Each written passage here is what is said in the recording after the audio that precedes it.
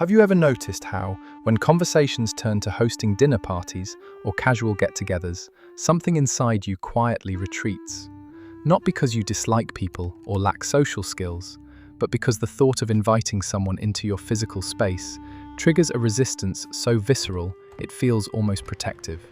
Your friends talk enthusiastically about their weekend plans, mentioning who's coming over for brunch or game night, and you nod along, participating in the conversation while knowing with absolute certainty that you will never extend that same invitation. The idea sits in your mind like an impossibility, not a choice you're making, but a boundary you can't quite explain. And yet inside you, there's a layer of guilt that wraps around this preference like a heavy coat. You've watched the slight disappointment flash across someone's face when they realize the friendship flows in only one direction. You'll meet them anywhere, but never at your place. You've crafted elaborate justifications. Your apartment is too small, too messy, under renovation, inconveniently located. You felt the unspoken judgment in the pause that follows when you deflect yet another suggestion to host, the moment when someone quietly recalibrates their understanding of who you are.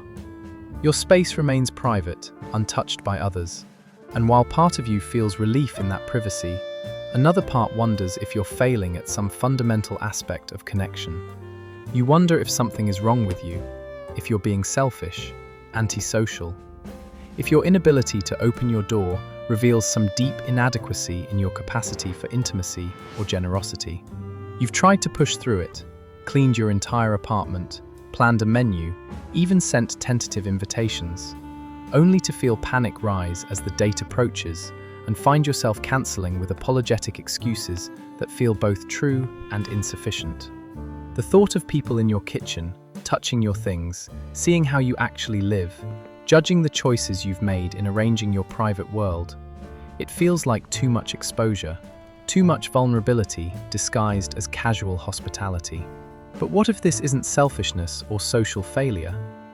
What if your reluctance to invite people into your physical space is revealing something profound about how you regulate safety, manage energy, and protect the boundaries that allow you to function in an overstimulating world? What if the home you've built isn't just a place you live, but a carefully constructed sanctuary that serves a psychological purpose others don't require in the same way? You're about to discover that your resistance to hosting isn't a character flaw. It's a window into your need for control, your relationship with vulnerability, and the specific ways your nervous system maintains equilibrium in a world that constantly demands you be accessible. When someone casually suggests, "We should do this at your place next time," and you feel your body tense with an automatic, "Maybe, but it's kind of a mess right now," you can see the confusion register on their face, that slight narrowing of eyes, that internal recalculation. The conversation continues, but something has shifted in how they perceive you, a small mark in the ledger of your relationship that suggests you're holding something back, that you're not quite as open as they thought, that perhaps the friendship isn't as reciprocal as they believed. They think you're being difficult, standoffish, that you don't value the relationship enough to put in the effort that hosting requires, that you're taking without giving, that your excuses are flimsy covers for the real reason. You don't want them there. They assume you're judging them, that your home is somehow too good for them, that you're embarrassed to be seen with them in your neighborhood, that you think yourself above the kind of casual intimacy that letting someone see your unmade bed represents.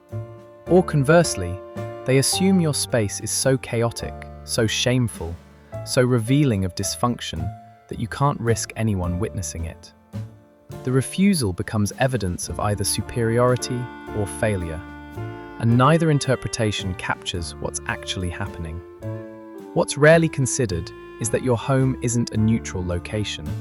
It's the only space in your entire life where you have complete control over the environment, the stimulation, the energy, and the expectations.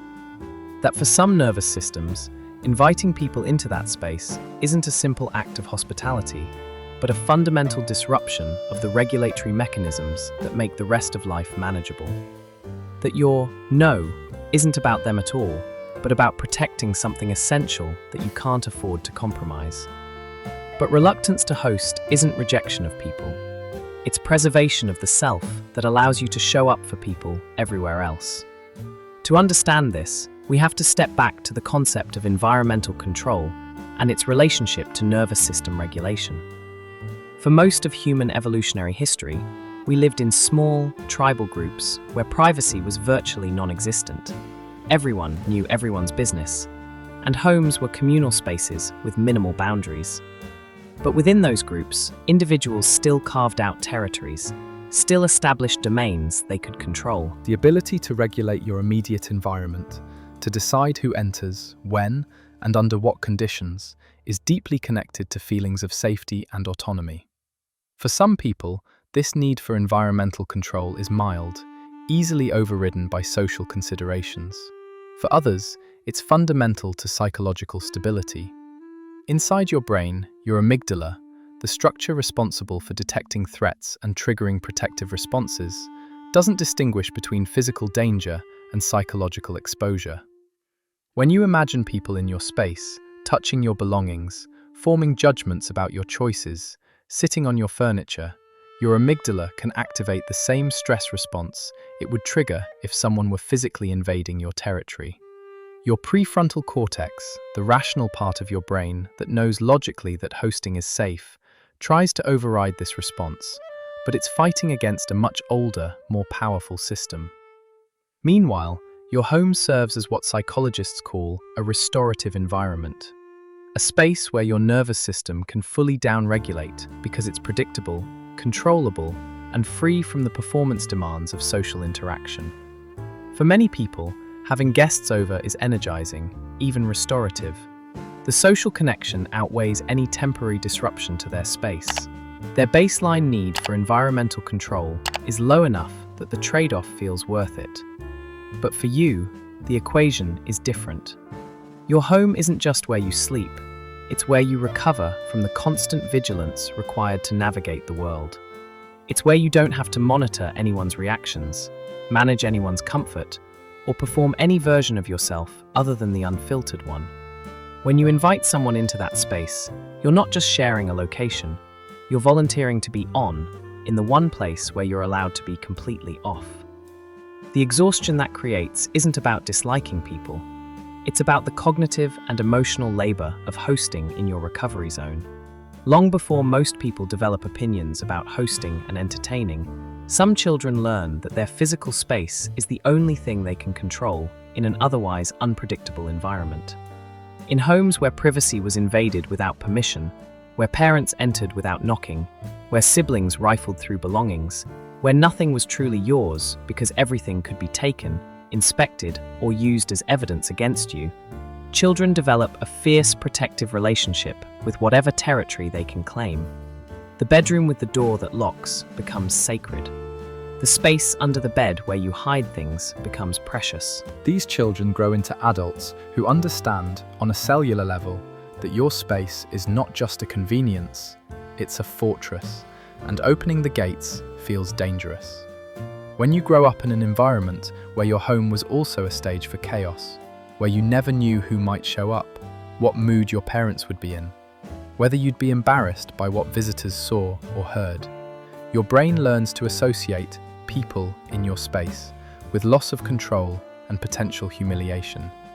This isn't conscious. You don't think, I won't invite people over because my childhood home was unpredictable. But your nervous system remembers. It remembers the shame of unexpected visitors, seeing a drunk parent, a filthy kitchen, a violent argument. It remembers the anxiety of not knowing whether today was a presentable day or a hide the evidence day. And it vows, quietly but firmly, that your adult space will never be subject to that same vulnerability. This is why cleaning before hosting can trigger such disproportionate anxiety. It's not really about whether the bathroom is spotless. It's about the impossible standard of creating a space that cannot be used against you, that reveals nothing problematic, that reflects a version of you that's acceptable for public consumption. For someone whose childhood home was chaotic, no amount of cleaning ever feels sufficient, because the real fear isn't mess, it's judgment, it's exposure. It's the possibility that someone will see through the curated surface to the dysfunction you've spent a lifetime trying to escape. At home alone, you can relax that vigilance. With others present, even others you love, that vigilance snaps back into place, and suddenly you're not in your sanctuary anymore. You're back on stage, being evaluated. These patterns follow you into adulthood, into friendships where you're labeled the mysterious one, whose home no one has seen, into relationships where partners feel shut out by your reluctance to cohabitate or merge spaces, into a persistent feeling that you're doing connection wrong because you can't perform it the way others do. You're not withholding. You're protecting the one environment where your nervous system gets to rest. The question isn't why you won't invite people over. The question is what made your home so essential to your survival that sharing it feels like giving up the only safe place you have. Beneath the excuses, beneath the deflections and the promises of next time, there's a layer most people never admit to carrying. Shame.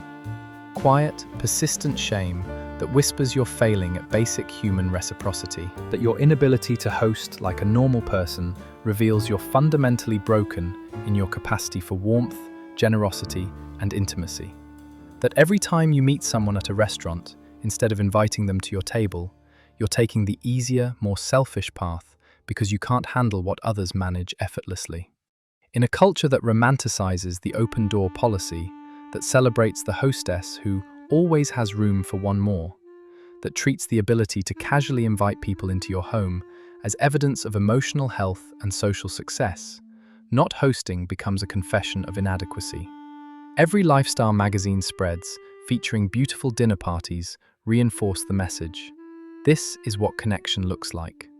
Every friend who posts about their cozy game night at home suggests that real intimacy happens in living rooms, not coffee shops. The entire structure of social etiquette operates on the assumption that hospitality, literally welcoming people into your space, is a basic social obligation, and opting out marks you as either damaged or selfish. You internalize this. You believe something is deeply wrong with you. But shame thrives on misattribution, on believing that what's actually a protective boundary is a personal failing. Your resistance to hosting isn't a deficiency in your capacity for connection. It's an adaptation, a way your nervous system has learned to preserve the conditions necessary for you to function. Research in environmental psychology shows that people vary dramatically in their need for what's called territorial control, the ability to regulate who enters your space and when. For some people, this need is low. Their homes are semi-public spaces where friends drop by unannounced and it's fine. For others, this need is high. Their homes are private refuges where unexpected visitors trigger genuine distress.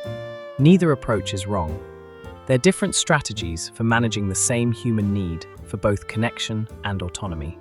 Not broken, boundaried. Not selfish, self-preserving. Not failure at intimacy. A different form of intimacy that doesn't require surrendering your sanctuary. The shame you carry isn't about what you're doing. It's about living in a culture that treats one particular form of hospitality as the only valid expression of care.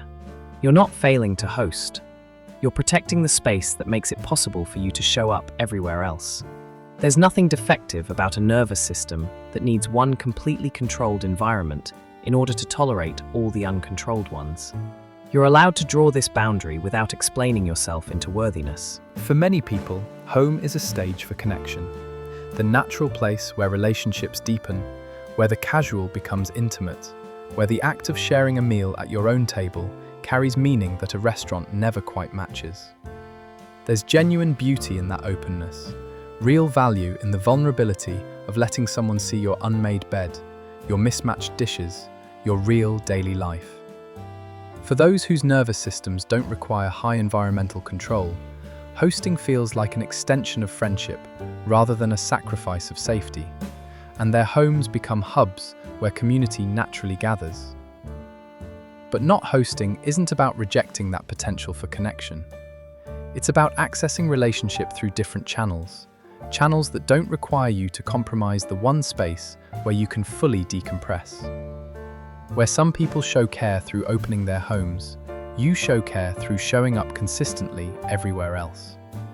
Through remembering details, through being the friend who will drive across town, who will stay until the restaurant closes, who will meet them in their space, because you understand how much easier it is to be present when you're not simultaneously managing your own environment. The energy you don't spend hosting goes into other forms of reliability, other expressions of loyalty. You haven't opted out of generosity. You've concentrated it where you can actually sustain it. Neither path is superior. Neither reveals more capacity for love, more emotional maturity, more social skill. What matters is honesty, being clear about your boundaries rather than drowning in shame about them, finding friends who value what you actually offer rather than resenting what you can't. The cultural script says real intimacy requires seeing each other's homes. But intimacy is about being truly seen, truly known, truly accepted, and that can happen anywhere. Your willingness to be vulnerable about this very boundary, to say, "I don't host, and here's why," instead of spinning excuses, might create more genuine connection than any dinner party ever could. This isn't absence of hospitality. It's hospitality that recognizes showing up for someone doesn't require them to enter your refuge. When you step back and look at the whole picture, from the evolutionary importance of territorial control to the childhood origins of hypervigilance about your space, to the neurological reality that hosting disrupts your primary regulatory environment, something becomes clear. Your resistance to inviting people over isn't a social failing. It's information about what you need to maintain psychological equilibrium in a world that constantly demands accessibility, performance, and openness. The shame you've carried, the apologies you've made, the feeling that you're somehow doing relationships wrong because you won't surrender your sanctuary, all of it can dissolve when you understand that you're not broken. You're operating according to a different, equally valid set of needs. People who never invite anyone over aren't cold, withholding, or incapable of real intimacy. They're individuals whose nervous systems require one completely controlled space in order to show up authentically in all the uncontrolled spaces. Whose capacity for connection is protected, not diminished, by their fierce boundaries around home. Whose generosity expresses itself through different channels, through consistency, through meeting people where they are, through forms of presence that don't require environmental sacrifice. You're not less giving, you're differently boundaried. You're not avoiding intimacy, you're protecting the conditions that make intimacy possible for you. You've shaped yourself into someone who knows that real hospitality isn't about where you meet, it's about showing up with your full self, wherever that happens. This doesn't mean you'll never feel comfortable hosting, or that your boundaries can't shift as your life circumstances change. Nervous system work, therapy, or simply building trust with specific people can sometimes expand what feels safe. Neuroplasticity is real, adaptation is possible. But it does mean you get to stop performing guilt about this boundary while you figure out what feels right.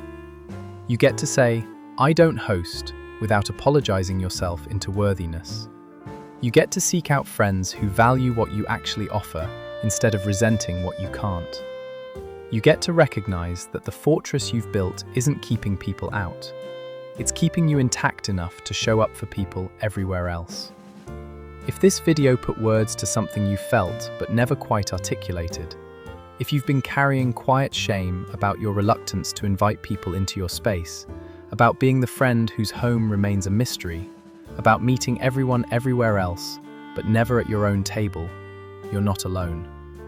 There are millions of us whose homes are sanctuaries first and social venues never, whose boundaries around space are boundaries around survival, whose hospitality looks different because our nervous systems demand it. I'd love to hear your experience. Drop a comment and share what your home represents to you that makes sharing it feel impossible. Have you found ways to honor this boundary while still maintaining connections? What do you wish people understood about why you don't host? And if you want more conversations like this, about the quiet patterns of the human mind, the the ways we've learned to protect ourselves that look like flaws from the outside, the boundaries we've been taught to apologize for when they're actually keeping us whole. Consider subscribing to the channel. We explore these spaces together, finding language for the experiences that don't fit into cultural scripts, making room for all the ways a person can be both boundaried and loving. Your home doesn't need to be open to everyone, neither do you.